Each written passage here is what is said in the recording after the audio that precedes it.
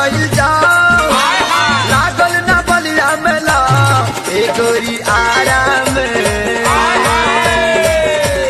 ए गोरी आराम कराई ले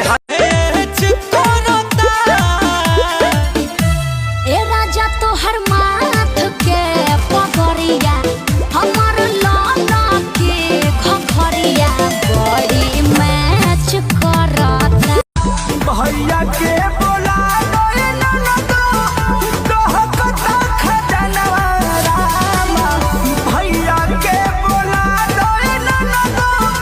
कहकता खजनवा रामा लोइया कटत डाल हिले बिलत में जो बनवा रामा लोइया कटत डाल हिले बिलत में जो बनवा ए जी बड़ा डर लागता लव मैरिज कइले नी जबिया हो तू हवा जादो जी हम होई साह हो तहरा बाबूजी से बात कइलो चाहिए तने ससुरा सैया के सजबो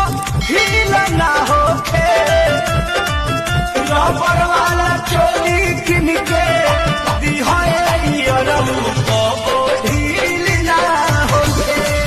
नहीं मन बटले हवा डबल साड़ी हम कीन देव तोहके दुकान सारी नहीं के न बता दे हवा 1000 गाड़ी चला लहंगा दिया दी बहुत भारी अलग करा दी घर बांटवा दी तनी ना लजातिया हो ना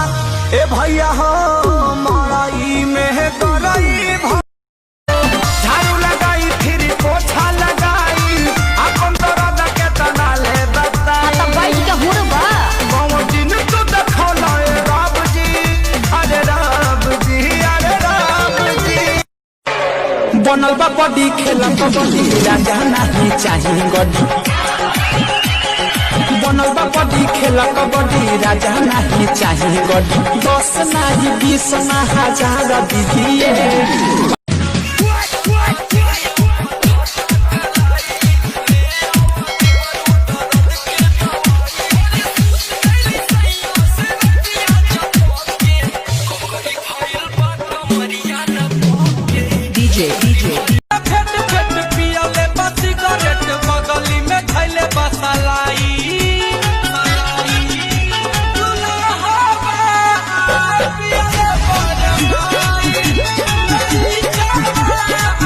मेरी राखी की डोर कभी हो ना कमजोर भैया दे दो कलाई बहन आई है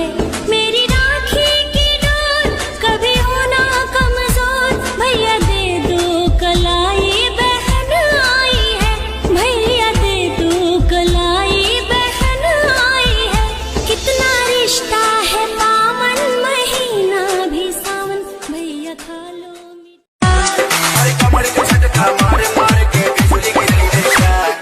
पागल बनाई बेकार पतर की पागल बनाई बेकार तोरा देह में चुमुकला